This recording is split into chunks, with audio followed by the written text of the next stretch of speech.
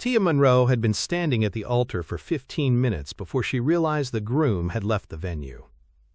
Brandon, the groom, had simply disappeared. His luggage was gone, his phone was turned off, and not even the best man knew what had happened. Nearly 200 guests were waiting as news of his disappearance spread through the open-air venue, people trying very hard not to stare at Tia, which somehow felt worse than if they had simply stared. The wedding coordinator came close and offered to take her upstairs through a private corridor. But behind the woman, Tia could already see the day dismantling itself. Someone was asking whether catering should stop preparing dinner. The resort manager needed instructions. The ballroom had been decorated. The band was waiting. The cake had been delivered. Champagne had been chilled. Guests had rooms booked for days. And the elaborate destination wedding Tia had spent a year organizing was beginning to collapse around the absence of one man. Then Kang Su-Won stepped forward, his perfectly tailored jacket still buttoned, his expression completely serious, and asked, "Is the dress paid for?"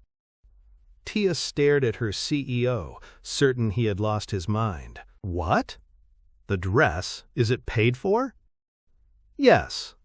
"The venue?" "Yes." "The reception?" "Yes, Su-Won." "Dinner?" "Yes." Su-Won looked around at the wedding Brandon had abandoned and then back at Tia. "Then there is no good reason to let all that money go to waste, just because one man isn't here." Tia had known the man who had just said there was no good reason to let all that money go to waste just because one man wasn't there for 5 years, 3 of them before he became CEO, back when they had been 2 ambitious young employees, spending more nights at the office than either of them admitted to their families, building financial models together at midnight, surviving disastrous presentations, eating convenience store noodles over spreadsheets, and developing the kind of shorthand that came from working beside someone long enough to know what he was thinking before he said it. Tia had never quite learned to be impressed enough by his title to stop telling him when his ideas were bad, which was probably why he was at her wedding in the first place. They respected each other. At 29, Kang Su-Won was one of the youngest chief executives in Korea, and he had apparently chosen this exact moment to lose his mind. Su-Won looked toward the guests beginning to gather handbags and jackets. "Then why is everyone leaving? Are you conducting an audit of my humiliation?" There was a pause, and somehow, impossibly, something escaped her that was halfway between a laugh and a sob. Su-Won stepped closer. "I'm saying Brandon is one person." He glanced toward the ballroom where dinner for nearly 200 people was waiting. "Everyone else is here." Tia followed his gaze. "Your parents, your friends. Think about it. People crossed oceans. Co-workers flew from Seoul. Your college roommate traveled from Chicago with 2 children and a husband who hates flying." His voice softened. "They all rearranged their lives because they wanted to witness something important happen in yours." And that was when Tia finally looked at the wedding, instead of the empty place where Brandon was supposed to be. Her father was still sitting in the front row in the suit he had bought months ago and complained about paying for ever since. Her mother was beside him, clutching the little evening bag Tia had helped her choose. Nia had indeed dragged 2 children and a terrified flyer across an ocean, and several of Tia's co-workers had used vacation days they guarded like currency to be here. Everywhere she looked, there were people who had come because she mattered to them, and until that moment, Brandon's absence had been so enormous that she had somehow turned all of their presence into background. Su-Won let her see it before he said anything else. "He left, Tia, they didn't." That landed. She looked toward the ballroom again. Dinner was waiting. Music was waiting. Champagne was waiting. An obscenely expensive cake was waiting. And Tia knew exactly what it had cost because she had nearly fainted when she approved the invoice. Beyond tonight were days of reservations, excursions, and rooms that had already been paid for. Brandon had taken himself out of the wedding, but somewhere in the shock of discovering that, everyone had begun behaving as though he had taken the entire celebration with him. Tia looked at Su-Won. "You really are conducting an audit. Your numbers are terrible." Another laugh came, and this one made it all the way out. Tia turned toward the wedding coordinator. serve dinner. Then she walked into the reception. At first, everyone behaved terribly. They loved her too much to act normally, so they hugged her for too long, spoke too softly, searched her face for signs that she might collapse, and then looked relieved every time she didn't. Tia endured almost an hour of being treated like a woman at her own funeral before Nia kicked off her shoes, walked alone onto the dance floor, and announced that if Tia had made her fly halfway around the world for a party, she was going to attend the damn party. Tia told her she was not dragging a wedding dress onto the dance floor. Nia pointed at the train and threatened to use it as a handle. Her father laughed, her mother pushed her gently forward, and somewhere between her father's terrible dancing, an aunt stealing icing from the cake before it was cut, and the band abandoning every song that sounded remotely bridal, the room began to breathe again. Tia did too. Su-Won never tried to make himself the reason she survived the evening. After changing its direction, he stepped back and let the people who loved her fill the space. He talked with her father, let one of her aunts pull him onto the dance floor, and proved that being one of Korea's youngest chief executives apparently came with no natural rhythm whatsoever. Every now and then Tia looked up and found him somewhere nearby, and she was strangely comforted by knowing exactly where he was. When the cake was finally served, she caught him watching from across the ballroom and saw one eyebrow rise. She pointed at him before he could say anything. "Don't!" Su-Won lifted his champagne glass as though he had no idea what she meant, but Tia knew exactly what he was thinking. The cake had been paid for. Su-Won appeared at Tia's side just as the first dance music began to play and extended his hand. "Dance with me." She looked at him. "You know what this dance was supposed to be. Everyone will talk. They've been talking, they're talking now, and they'll continue talking." That was so completely Su-Won that Tia almost smiled. She put her hand in his. The song had belonged to Brandon. Tia had chosen it with him months ago, and for the first few seconds she could feel the life that was supposed to accompany it pressing against the one she was actually living. Then Su-Won stepped on the edge of her dress and nearly took them both down. Tia grabbed his shoulder, and the expression on his face was so offended by his own lack of coordination that she laughed. He blamed the dress. She reminded him that he had already confirmed the dress was paid for. If this story already has you wondering how everything could possibly have reached this moment, stay with us. There is much more behind what you've just seen. And if you enjoy emotional Korean drama stories filled with romance, unexpected turns, and unforgettable characters, subscribe and join the Stella family. Now, back to the story. By the time they recovered, some of the heaviness had gone out of the song. "What exactly happens when we get to the honeymoon portion of this excellent financial strategy?" she asked. Su-Won considered it. "The hotel is paid for?" "Yes." "The excursions?" "Yes." "The honeymoon suite?" Tia looked at him. "Unfortunately." "Then stay." She had expected another joke, and his seriousness caught her. "For what?" "The week. You planned it, your friends are here, your family is here, use what you paid for, go sailing, eat the food. Take whatever ridiculous excursions you booked. Don't let Brandon turn the rest of this week into something you have to escape from." "And when everybody goes home?" Su-Won's hand remained steady at her waist. "Then you decide what you want to do next." "That simple?" "No, but you'll do it anyway." She looked at him. He shrugged slightly. "I've worked with you for 5 years. That made her smile because it was not the empty reassurance people had been giving her all evening. Su-Won had watched her work through problems that made entire rooms panic. He had seen her angry, exhausted, and wrong. He had also seen her find answers after everyone else decided there weren't any. "And if all else fails," he said, "you've got me." Tia's smile deepened. "As what? My emergency groom?" "I was thinking drinking partner, but apparently your standards have deteriorated." This time when she laughed, Su-Won laughed with her, and neither of them attached any importance to the sentence. He was her friend. He was telling her that when the guests went home and the noise stopped, she would still have someone. That was all either of them needed it to mean. By the next morning, Tia had decided Su-Won was right about one thing. She was not giving Brandon the rest of the week. Most of the guests were staying several days anyway, so breakfast became the beginning of an accidental group vacation. People went swimming. Her parents took an excursion they had originally planned to skip. Nia's children discovered the resort had unlimited ice cream and immediately began behaving as though Tia's failed wedding had been arranged entirely for their benefit. Tia went sailing, sat through a spa treatment she had already paid too much for, and discovered that grief could apparently coexist with irritation over resort prices. Su-Won was supposed to leave after 2 days, but the morning of his flight he found Tia at breakfast, with the remaining itinerary spread across the table. He picked it up, turned through a week of activities, and realized that somewhere in the last 2 years of running Kang Group, he had stopped taking vacations entirely. "I think I'll stay." Tia looked over the top of her coffee. "You have a company. I employ people. You have meetings. I also employ people who attend meetings. You don't know how to vacation."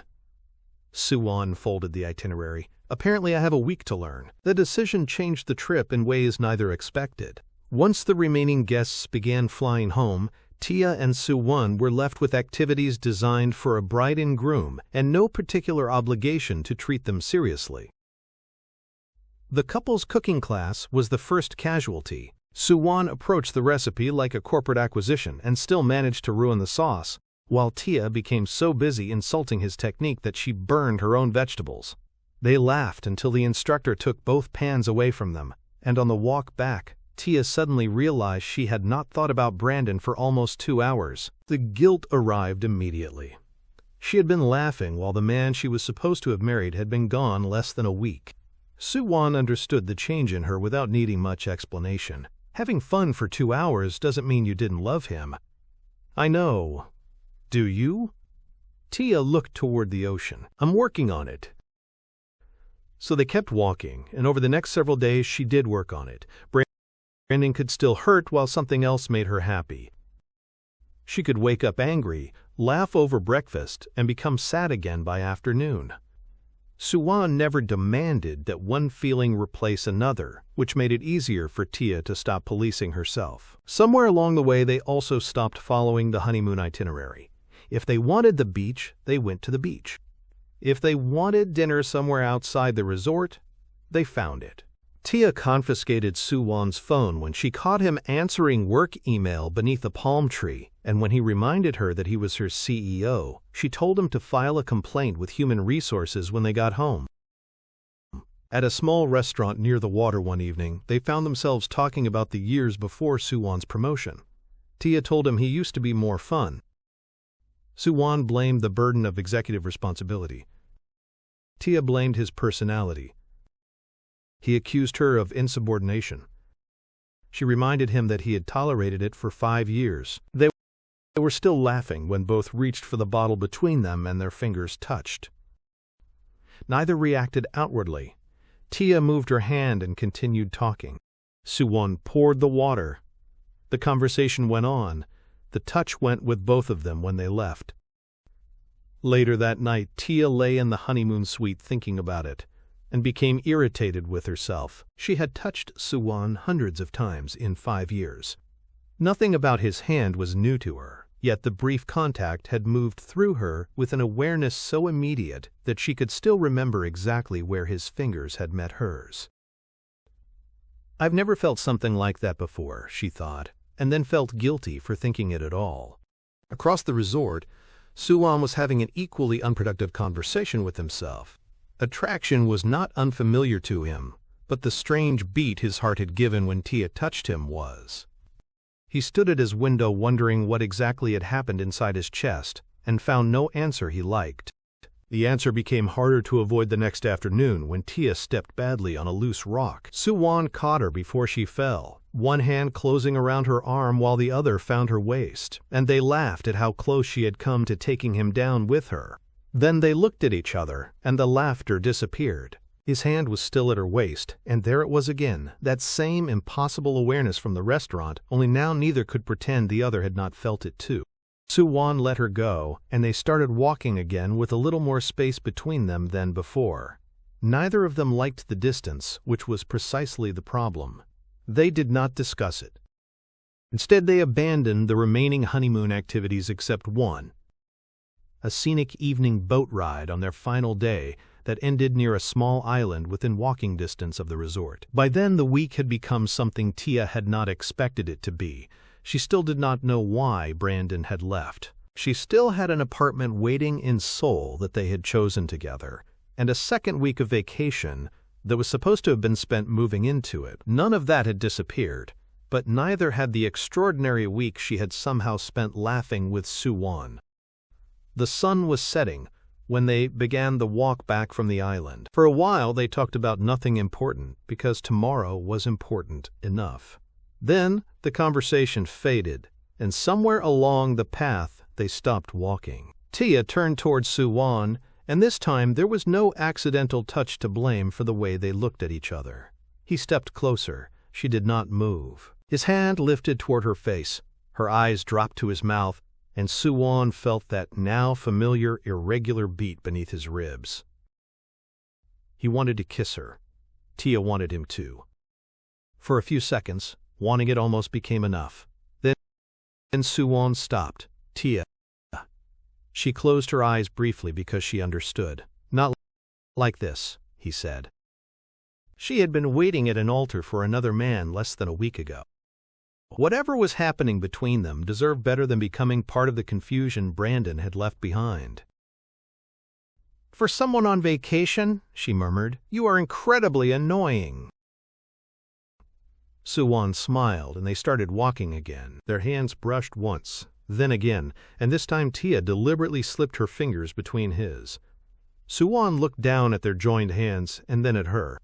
She kept her eyes ahead, so he did the same and closed his hand around hers. The next morning he returned to work, and Tia remained on vacation for another week. That second week had originally been set aside for moving into the apartment she and Brandon had chosen together, and because Tia had already sold her own place, she moved in anyway. For 3 days she unpacked, arranged furniture, and handled the practical work, because practical work was where she had always been safest. Then she opened a box containing 2 coffee mugs they had chosen together and finally stopped. Tia sat on the floor and cried softly. She missed Brandon. That was the part she had not wanted to admit. She was angry enough to never forgive what he had done and still missed the man who had occupied 5 years of her life. The two truths sat beside each other until her phone rang. Su-Won. 3 days was as long as he had managed. He heard her voice and knew immediately. "You're crying." "No." "Tia." "Maybe." He stayed on the phone while she told him the things she had not said at the resort. She missed Brandon. She hated missing him. She did not know whether she was grieving the man, the marriage, or the future she had already begun living in her mind. Su-Won did not try to make himself the alternative. He listened. When Tia finally asked why he had called, there was a pause. "I wanted to hear your voice." Something warm moved through her sadness. "I missed yours too." Su-Won visited the next day, and sitting on the floor of her apartment eating takeout felt strangely more intimate than the island had. There was no tropical sunset helping them, no itinerary keeping them together, and no wedding disaster requiring his presence. Tia had asked him to come because she wanted him there. Eventually the almost kiss became impossible not to mention. "Why did you stop?" "You know why." "I know why I think you stopped." Su-Won looked at her. "You had been waiting to marry Brandon 6 days earlier. I wasn't going to let the worst thing he did to you become the reason you did something with me you might regret." "I wouldn't have regretted it." There was that beat again in Su-Won's chest. Tia saw his expression change. But before she could ask what it meant, he looked away. Brandon called the day before she returned to work. He wanted to meet. Tia refused. He said there were things she did not know, things he needed to explain, but she could not get past the fact that there had been a place and time for explanations, and she had stood there for 15 minutes waiting for him. She returned to work the next morning, determined to recover something normal, and for several hours she and Su-Won managed it. Then Brandon called again while Su-Won was in the room. Tia answered. Su-Won watched her expression change as she listened. "You should have told me," she said. A long silence. "No, Brandon, I could have helped you." Su-Won felt his heart do that thing again, only now it hurt. Brandon had been on the verge of bankruptcy for months. The successful 30-year-old man Tia thought she knew had been hiding mounting debt, failed investments, and a business moving steadily toward collapse. At first he believed he could fix it. Then shame made every passing month harder to confess, particularly to a woman whose understanding of money was better than his own. On the morning of the wedding, the financing he believed would save the business disappeared. Brandon panicked. He convinced himself that marrying Tia would drag her into his failure and that disappearing was somehow an act of protection rather than the betrayal it actually was. When Tia finally agreed to meet him, she listened to the explanation and then asked for his financial records. She could see almost immediately what he could not. The company was salvageable, but not if Brandon continued protecting the image of success that had nearly destroyed him. Assets had to go. Creditors had to be negotiated with. Parts of the business had to close. He needed help, and Tia was capable of giving it. She also made one thing clear: helping him was not taking him back. Tia worked at Kang Group during the day and with Brandon in the evenings. What she thought might require several weeks became 6 months of restructuring, negotiations, and late nights. Su-Won watched it happen without interfering. He had Tia during the day, Brandon had her evenings, and Tia never discussed those evenings with Su-Won. He never asked whether they ate together while they worked, whether Brandon still made her laugh, whether 6 months of saving a business might become 6 months of repairing a relationship. He had no right to ask. Tia had never promised him anything, and they had never even kissed. For 5 years, working with Tia had been all Su-Won could have. Brandon had always been there, so Su-Won had never considered wanting anything beyond the hours they shared at work. The resort changed that. Now he knew breakfast with her. He knew aimless afternoons, terrible cooking, card games she cheated at, and what her hand felt like inside his. Every evening she closed her laptop and left, and gradually Su-Won discovered that the part of his day he once considered enough no longer was. He wanted her after 5 o'clock. He wanted the evenings Brandon had. He wanted dinner when there was no project to discuss, mornings without an agenda, vacations he actually planned to take, and the woman Tia became after the work was finished. An unfamiliar beat in his heart stopped being mysterious somewhere during those 6 months. It happened when she laughed. It happened when she stood too close. It happened most painfully when she left. Su-Won loved her, knowing it did not make him interrupt what she was doing. Tia had something to finish, and he waited. 6 months after she first opened Brandon's books, Tia closed the final restructuring file. His company would survive, smaller but healthier, and Brandon had finally learned the lesson Tia wished he had understood before their wedding. Failure was something 2 people could face together. Deception was not. "Does knowing why I left change anything?" he asked. Tia thought about it. "I could have forgiven bankruptcy. I could have forgiven losing everything. I would have sat beside you while you started over." Brandon looked down. "You decided what I could handle without asking me. You stopped treating me like your partner before you ever left me at that altar." There was sadness in saying it, but no uncertainty. "You're going to be okay," she told him. "So are you." Tia smiled. "I already am." The following evening she stayed late at work. Su-Won noticed because 6 months had trained him to notice exactly when she normally left. At 7 she was still there.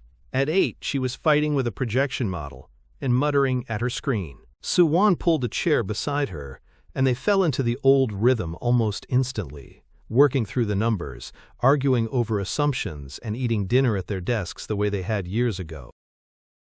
Except it was no longer the same for Su-Won, because now he knew the difference between working late with Tia because the job required it and being beside her because neither had anywhere else they needed to be. When they finally solved the problem, Tia leaned back. "There." Su-Won checked the model. "You were right." She turned toward him. "Could you say that again?" "No. I would like it recorded." He smiled. Then he looked at her and asked the question he had been waiting 6 months to ask. "Can I take you to dinner?" Tia became quiet because neither of them pretended he meant as co-workers. She thought about the man who had never once asked her to hurry, never made her compassion for Brandon something she had to defend, and never demanded an answer before she had one. Yes. Dinner lasted nearly 4 hours. 7 months had passed since the wedding that never happened, and for the first time there was nothing unresolved standing between them. When Tia reached across the table and her fingers touched Su-Won's, neither pulled away. His heart gave that familiar beat. Tia smiled. "Still?" He laughed. A few weeks later, Su-Won asked whether she wanted to go away with him. When Tia realized where, she stared at him. "You're serious?" "Yes." 7 months after Brandon disappeared from their wedding, Tia returned to the same resort with Su-Won.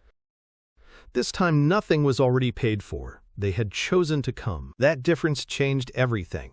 There was no abandoned honeymoon to reclaim, no itinerary dictating what they did, and no financial argument for staying. They slept late, ate wherever they wanted, and spent entire afternoons doing nothing. On their second evening, Su-Won took Tia to the dock, and the moment she saw the boat she knew exactly what he had done. "You planned this?" "Yes." The boat carried them toward the same island as the sun began to lower.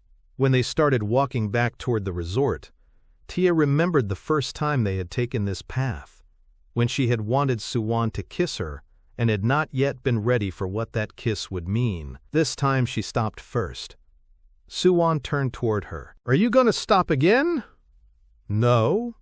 He kissed her. 7 months have almost disappeared in the space between them. Tia kissed him back without grief, guilt, or another man's absence standing between what she felt and what she wanted. When they finally separated, her hand rested against his chest. His heart stumbled beneath it. She smiled. "Still doing that? I think I've identified the cause." "Should I be concerned?" "Probably." Tia laughed and kissed him again. Before they left the resort, Su-Won asked her to walk with him one more time. He took her hand and told her something he had needed 6 months of waiting to understand. "For 5 years, working with you was all I could have. You had Brandon, so I never asked myself if I wanted more. I thought having you every day was enough." He smiled. "Then you ruined it." Tia laughed softly. "You showed me breakfast with you. You showed me what it feels like to waste an afternoon with you. You showed me who you are when the work is finished. Then for 6 months, I watched you leave every evening and finally understood something." Su-Won reached into his pocket. "I don't want only the part of your life that happens before 5 o'clock. Tia's eyes filled when he opened the ring box. "I want the evenings, the mornings, the vacations. I want the days when nothing needs fixing. Working with you isn't enough anymore." He looked at the woman who had been beside him for 5 years before either understood what else they might become. "Tia Munroe, will you marry me?" 7 months earlier, Tia had stood at an altar, waiting for a man who never came. She had spent months believing Brandon's disappearance had destroyed the future she was supposed to have, but it had only ended one future. She had grieved him without returning to him, helped him without surrendering herself, and rebuilt a life that did not require another man to rescue it. Su-Won was not what remained after everything else failed. All else had not failed. Tia was standing on her own, completely free to choose no one. She chose him. Yes. The next time Tia Munroe put on a wedding dress, her mother came into the room laughing because Su-Won had arrived so early that the wedding coordinator was threatening to put him to work. Tia laughed too, but when the music began, another wedding flickered briefly through her memory. 15 minutes at an altar, an empty place where a groom should have been, nearly 200 people trying not to stare. Then the doors opened. Su-Won was already there. Tia smiled and walked toward him. No one disappeared, no phone was turned off. No best man went searching through an empty hotel room. Su-Won simply waited at the end of the aisle until Tia reached him and took her hand as though there had never been any question that he would be there. This time, a marriage happened. And later, when the first dance music began, Su-Won appeared at his wife's side and extended his hand exactly as he had 7 months earlier. "Dance with me." Tia looked at him. "Everyone will talk." They've been talking, they're talking now, and they'll continue talking. That was still so completely Su-Won that Tia laughed as she put her hand in his. Halfway through the dance, he leaned close enough to ask whether she knew how much the reception had cost. Tia pulled back and stared at him. "Kang Su-Won!" "What?" "If you ask me whether this wedding is paid for, I am divorcing you." He laughed. Tia laughed with him. And this time when the music ended, neither of them had anywhere else to be. The best love stories aren't always about finding someone who rescues you. Sometimes they're about finding someone who sees your strength, respects your choices, and still wants to walk beside you when everything else has settled. If you enjoyed spending this time with us, subscribe and join the Stella family for more Korean drama romance stories where love is something two people choose together. Until next time, Stella family, may you recognize the love that sees you clearly and chooses you freely.